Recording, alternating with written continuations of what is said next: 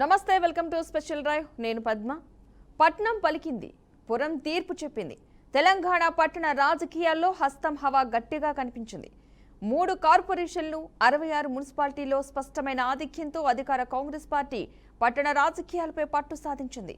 52% పైగా మున్సిపల్ వార్డులను కైవసం చేసుకుని రాష్ట్ర రాజకీయాల్లో తన ఆధిపత్యాన్ని మరోసారి చాటింది.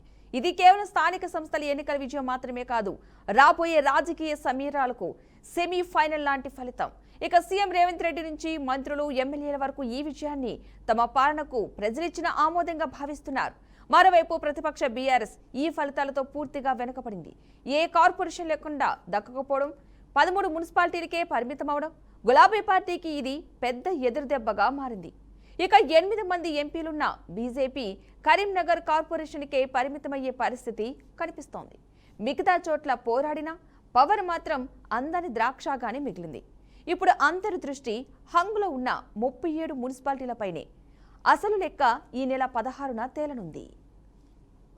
తెలంగాణ పట్టణ రాజకీయాల మ్యాప్నే మార్చేసిన ఈ ఎన్నికల్లో కాంగ్రెస్ ప్రచార వ్యూహం ఫుల్ సక్సెస్ అయింది. సీఎం రేవంత్ రెడ్డి స్వయంగా రంగంలోకి దిగడం, మంత్రులతో నిత్యం టెలికాన్ఫరెన్స్లు, జూమ్ మీటింగ్లు, క్షేత్రస్థాయిలో అభ్యర్థులను అప్రమత్తం చేయడం అన్నీ కలిసి హస్తానికి భారీ విజయాన్ని అందించాయి. ఉమ్మడి ఖమ్మం, నిజామాబాద్ జిల్లాలో అన్ని మున్సిపాలిటీలు కాంగ్రెస్ ఖాతాలో పడటం ఈ విజయానికి స్పష్టమైన నిదర్శనం. 26 జిల్లాల్లో పార్టీ హవా కొనసాగుతుండటం గ్రౌండ్ లెవెల్లో కాంగ్రెస్ బలాన్ని చూపిస్తోంది. 2020 ఎన్నికల్లో అతి తక్కువ సీట్లకే పరిమితమైన కాంగ్రెస్ ఇప్పుడు అదే పట్టణాల్లో 52% వార్డులను గెలుచుకోవడం రాజకీయ పునరాగమనానికి స్పష్టమైన సంకేతంగా మారింది. ఇక ఈ ఎన్నికల్లో బీఆర్ఎస్ కు గట్టి హెచ్చరికగా మారాయి. ప్రతిపక్షంగా ప్రభుత్వ వైఫల్యాలను ఎత్తి చూపినా ఆ ప్రచారం ప్రజల్లోకి బలంగా వెళ్లలేకపోయింది. కార్పొరేషన్ల ఖాతా కూడా తెరవలేకపోవడం పట్టణ రాజకీయాల్లో పట్టు సడలిందన్న భావనను పెంచింది.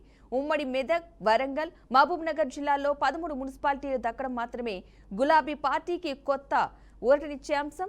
27% మున్సిపల్ వార్డులకే పరిమితమైన ఫలితం బీఆర్ఎస్ లో ఆత్మ పరిశీలనకు దారితీస్తోంది. రాబోయే రోజుల్లో పార్టీ వ్యూహం ఎలా మారబోతుందన్నది ఇప్పుడు ఆసక్తికరంగా మారింది. బీజేపీ ఎన్నికలను అత్యంత ప్రతిష్టాత్మకంగా తీసుకుంది. కేంద్ర మంత్రులు, జాతీయ నేతలు, మహారాష్ట్ర సీఎం ఫడ్నవీస్ వరకు ప్రచారంలో పాల్గొన్నారు. ఇక రాష్ట్ర ప్రభుత్వంపై విమర్శలు, కేంద్రం చేస్తున్న అభివృద్ధి పనుల ప్రచారం అన్నీ చేసినా ఫలితాల్లో మాత్రం ఆశించిన స్థాయిలో మెరుపు చూపలేకపోయింది. మున్సిపల్ వార్డుల్లో కేవలం 10% వాటా మాత్రమే దక్కడం పార్టీ శ్రేణుల్లో నిరాశను మిగిల్చింది. కరీంనగర్ కార్పొరేషన్లో స్వతంత్రుల మద్దతుతో మేయర్ పీఠం దక్కే అవకాశం ఒక్కటే బీజేపీకి ఊరటగా మారింది.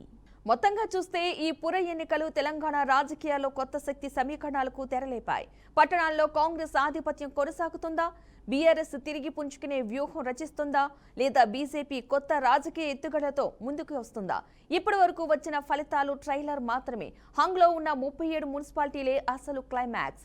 ఈ నెల 16న వచ్చే తుది తీర్పుతో తెలంగాణ పట్టణ రాజకీయాల దిశ స్పష్టంగా తేలనుంది. రైట్, ఇదే అంశానికి సంబంధించి మంచి వివరణ, విశ్లేషణ అందించడానికి మనతో పాటు జాయిన్ అవుతున్నారు సీనియర్ అనలిస్ట్ పుల్లారావు గారు. నమస్తే అండి పుల్లారావు గారు.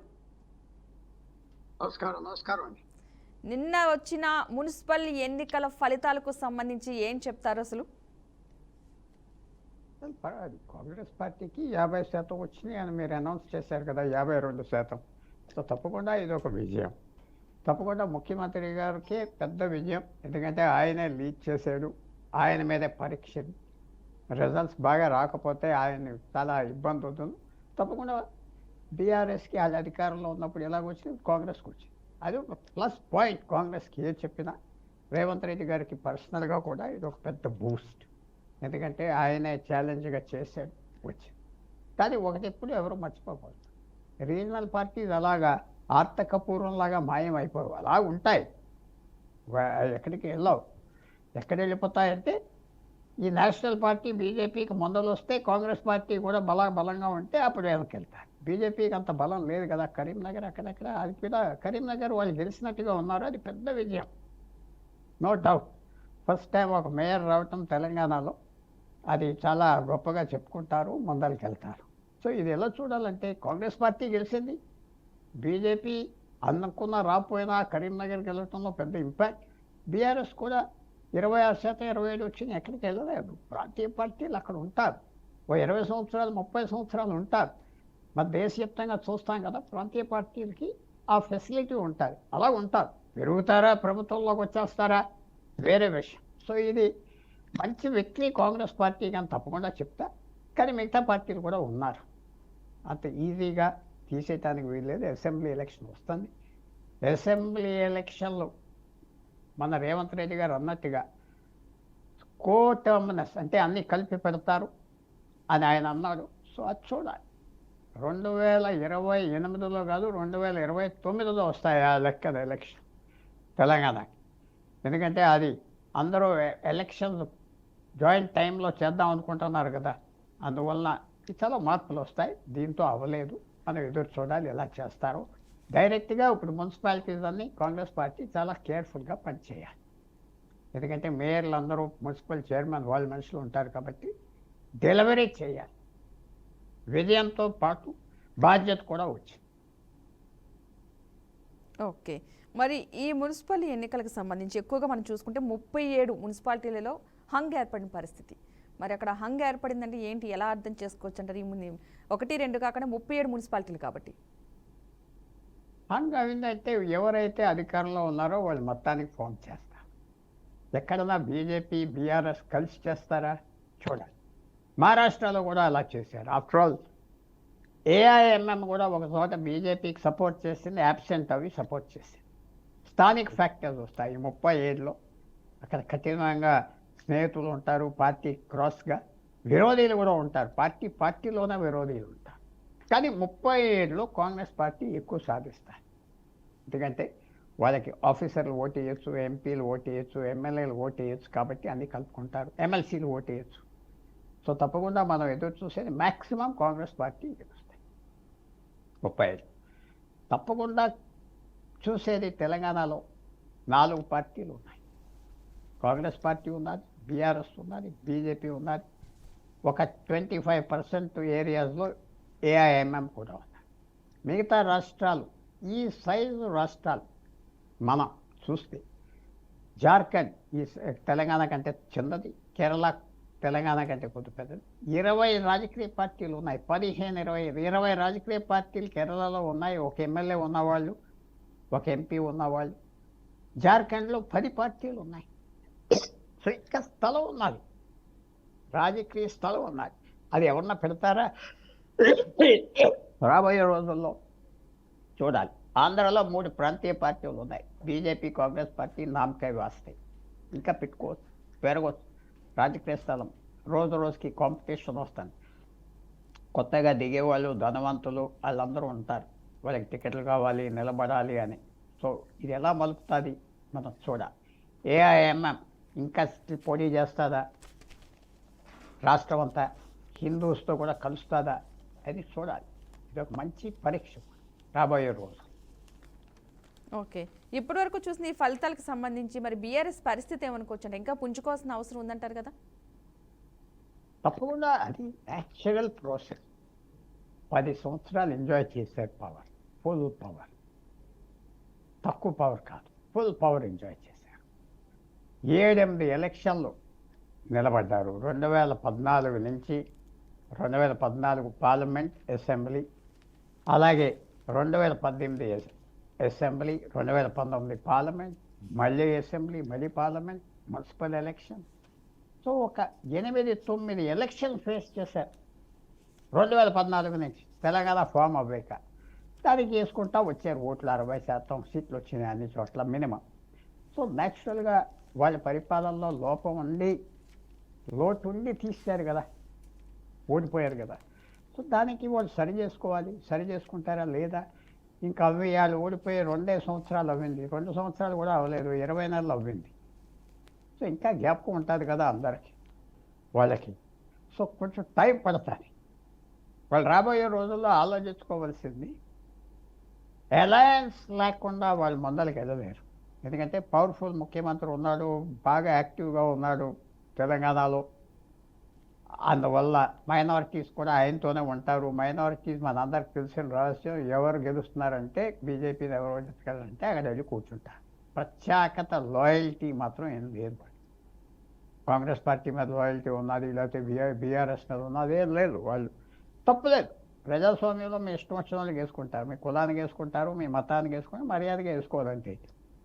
అందువల్ల రాబోయే రోజుల్లో మంచి యాక్టివిటీ బీఆర్ఎస్కి కూడా ఇన్ని సీట్లు వచ్చినాయి అంటే అది కూడా కొంచెం ఆశ్చర్యమే. 26%, 27% తక్కువ కాదు, అధికారంలో లేరు. సో మంచి ఫైట్ ఫ్యూచర్ ఉంటుంది. అసెంబ్లీ ఎలక్షన్స్ ఇంకా 3.5 సంవత్సరాలు 4 సంవత్సరాలు ఉంటాయి. రేవంత్ రెడ్డి గారు చెప్పినట్టయితే జాయింట్ ఎలక్షన్స్ ఉంటాయి కాబట్టి 29 వరకు వెళ్ళిపోతాయి. చాలా టైం ఉన్నది. అందువల్ల ఫ్యూచర్ మనం ఎవరు ప్రిడిక్ట్ చేయలేం పాలిటిక్స్లో. ఈవేళ ఉన్నట్టుగా రేపు ఉండాలి. మనం చాలా బొమ్మలు చూస్తున్నాం, డాన్సులు వేసేవాళ్ళు మీ టీవీ మీద, వాళ్ళు కూడా పవర్ ఎంజాయ్ చేస్తారు. ఇప్పుడు పవర్ లేదు కదా. సో వాళ్ళు అక్కడ అంత ఉత్సాహం చూపెడుతున్నారంటే రేవంత్ రెడ్డి గారు నాయకత్వానికి చూపెడుతున్నారు. అది మాత్రం మనం మర్చిపోకూడదు. పొలిటీషియన్స్లో అదేం ఉండదు. గెలిచిన వాడు ఉదయ్ భాస్కర్, ఓడిపోయిన వాడు లాస్ట్ సీన్ సినిమాలో మరి ఎవరు. సో విక్టరీ వచ్చింది కాబట్టి రేవంత్ రెడ్డి గారికి మంచిగా బలంగా ఉంటారు కాంగ్రెస్ పార్టీలో. ఆయన మొన్న అన్న మాటలకి చాలా నిజం కూడా. ఆల్ పవర్ఫుల్ ముఖ్యమంత్రి ఆయన పార్టీలో ఎవరు ప్రశ్నించలేరు. వాళ్ళ హైకమాండ్ పూర్తిగా ఆయన వెనకాల ఉన్నది. ఆయన అనుకున్నదే అవుతుంది వచ్చే 2-3 సంవత్సరాలు. అది క్లియర్గా మాత్రం కదా. ఓకే, దీంతో రేవంత్ రెడ్డి శక్తి మరింత పెరిగిందనుకోవచ్చు అంటారా? బాధ్యతలు కూడా పెరిగినాయి, శక్తి పెరిగింది. అంటే ఆయన ముఖ్యమంత్రి అవి ఇంకా 18 నెలలే అవింది కదా, ఎక్కువ టైం అవ్వలేదు. అధికారంలో ఉన్నాడు. సో అందరూ పనిచేస్తారు. అధికారం అదే అసెంబ్లీ ఎలక్షన్కి 2-3 నెలల ముందలు పెడితే ఇంకోలాగా ఉంటుంది రిజల్ట్స్ గ్యారంటీగా. ఇప్పుడు అందరూ క్వైట్గా ఉంటారు. కాంగ్రెస్ లీడర్స్ అందరూ పలికారు, అందరూ పనిచేశారు. తప్పకుండా బాధ్యత కూడా పెరిగేది. ఆ మున్సిపాలిటీస్ అందరిలో ఆయన వర్క్ చేయాలి. ఎలా చేస్తాడో చూడాలి. ఇదన్నీ పరీక్ష కూడా వస్తాయి. ఇప్పుడు క్యాబినెట్ రీషఫల్ అంటే ఆయన ఇష్టం వచ్చినట్టుగా చూసుకోవచ్చు, ఎవరు అడ్డం పడరు. ఆయనకు ఆల్ పవర్స్ ఇస్తారు హైకమాండ్. ఎందుకంటే ఈ రాష్ట్రం మీద కాంగ్రెస్ హైకమాండ్ చాలా డిపెండ్ అవ్వంట పూర్తిగా ఏ పనికైనా. సో ఆల్ పవర్ఫుల్ కాదు, ఇంకా పవర్ఫుల్ అవ్వేదని మనం చెప్పుకోవచ్చు. అంటే అస్తమానం ఎలకాలం ఉంటుందా అంటే కాదు. పాలిటిక్స్లో ఒక్క రోజులో మారిపోతాయి పొజిషన్, 1 డేలో మారిపోతాయి పాలిటిక్స్. చాలా పెద్ద వ్యక్తి హ్యారల్డ్ విల్సన్, బ్రిటిష్ ప్రైమ్ మినిస్టర్, 60 సంవత్సరాల క్రితం అన్న మాట రోజు ప్రపంచంలో లక్షల సారి గూగుల్ హిట్ వెళ్తుందా ఆ మాట. రోజు a week is a long time in politics. అంటే వారం రోజులు రాజకీయంలో చాలా పెద్ద సమయం, ఏదైనా అయిపోదు. రాబోయే హైదరాబాద్ ఎలక్షన్ వస్తాయి, మేయర్ ఎలక్షన్.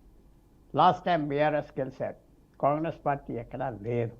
తప్పకుండా ఈసారి కాంగ్రెస్ పార్టీ అక్కడ పెద్ద ఫైట్ ఇస్తుంది హైదరాబాద్ మేయర్ కోసం. ట్రయాంగులర్ ఫైట్ ఉంటుందా, ఎంఐఎం వేరే పోటీ చేస్తారా, దాని మీద ఆధారపడి ఉంటారు. ఎంఐఎం వేరే పోటీ చేస్తే అన్ని సీట్లకి కాంగ్రెస్ పార్టీకి ఇబ్బంది. అది కలిసి పోటీ చేస్తే కాంగ్రెస్ పార్టీకి మేయర్ క్యాప్చర్ చేయడం పరిస్థితి రావచ్చు ఎన్నో సంవత్సరాల తర్వాత. So next challenge Hyderabad mayor election. ఇంకా కొన్ని మేయర్ ఎలక్షన్స్ పెద్ద సిటీస్ ఉన్నాయనుకుంటా, అవి కూడా వస్తాయి వెంటనే. రైట్. ఇక బీఆర్ఎస్ పార్టీకి సంబంధించి చూస్తే కొన్ని ప్లేసెస్లో అంటే ఖమ్మం జిల్లాలో ఉన్న మున్సిపాలిటీలు కావచ్చు, నిజామాబాద్లో ఉన్న మున్సిపాలిటీలకు సంబంధించి అసలు ఒక్క సీటు కూడా, ఒక్క స్థానం కూడా గెలుచుకోలేని పరిస్థితి. కొన్ని ప్లేసెస్లో అయితే ఒక్క స్థానానికే పరిమితమైంది. సో ఈ మున్సిపాలిటీకి సంబంధించి ఎందుకు అక్కడ అంతలాగా బీఆర్ఎస్ తన వ్యూహాన్ని చూపించలేకపోయిందనుకో, ఎందుకు అంత ప్రజలకు వెళ్ళలేకపోయిందనుకోవచ్చు అంటారు? ఒకటి, నిజామాబాద్లో స్ట్రాంగ్ బీజేపీ ఉన్నారు కదా, ఒక స్ట్రాంగ్ బీజేపీ నాయకుడు కూడా ఉన్నారు కదా, ఒకటే కాదు, 2, 3, 4 ఉన్నారు. కాబట్టి నేను అనుకుంటున్న ఫిగర్స్ చూడకపోయినా సెకండ్ ప్లేస్లో అన్ని చోట్ల బీజేపీ ఉండి ఉంటారు నిజామాబాద్. సో న్యాచురల్గా థర్డ్ ప్లేస్కి వెళ్ళిపోయింది. ఖమ్మంలో పెద్ద స్ట్రాంగ్ పాయింట్గా ఎప్పుడు లేదు బీఆర్ఎస్. అదేదో దూర ప్రదేశం, బార్డర్ ఏరియా అని వాళ్ళు పూర్తిగా వాళ్ళు బలం తెచ్చుకోలేకపోయారు. సో అక్కడ తప్పకుండా వాళ్ళు వెనక్కి వెళ్ళిపోయారంటే ఆశ్చర్యం లేదు. అన్ని విషయాలు చూసుకోలేరు కదా, అధికారం లేదు, రైవల్ పవర్లో ఉన్నారు. సెంట్రల్ గవర్నమెంట్లో వేరే గవర్నమెంట్ ఉన్నది, పని ఎవరు చేస్తారు, అది మాట ఎవరు వింటారు, అధికారం ఉన్నప్పుడు ప్రతి నాయకుడు పవర్ఫుల్గా ఉంటాడు. అధికారం లేనప్పుడు ఏమీ ఉండదు. వాళ్ళ పర్సనాలిటీ మీద బ్రతకాలి. మీరు ఎక్కడో దూరం వెళ్ళక్కర్లేదు. ఆంధ్రప్రదేశ్ చూస్తున్నారు. అధికారంలో ఉన్నప్పుడు పవర్ఫుల్గా అంటారు, అధికారం లేనప్పుడు వాళ్ళ పరిస్థితి చూస్తున్నారు. తెలంగాణ కూడా అంతే. అధికారం ఉన్నది, అందరు కనబడతారు. అధికారం లేకపోతే ఎవరు వినరు. ఖమ్మంలో ఎందుకు వింటారు పాపం? పని అవ్వాలి కదా. ఎమ్మెల్యే వాళ్ళందరూ కాంగ్రెస్ పార్టీలో వెళ్ళిపోయారు కదా. ఎవరు లేరు అనుకుంటా, ఒక్క ఎమ్మెల్యే కూడా లేడు అక్కడ బీఆర్ఎస్తో. సో ఎలాగొస్తుంది?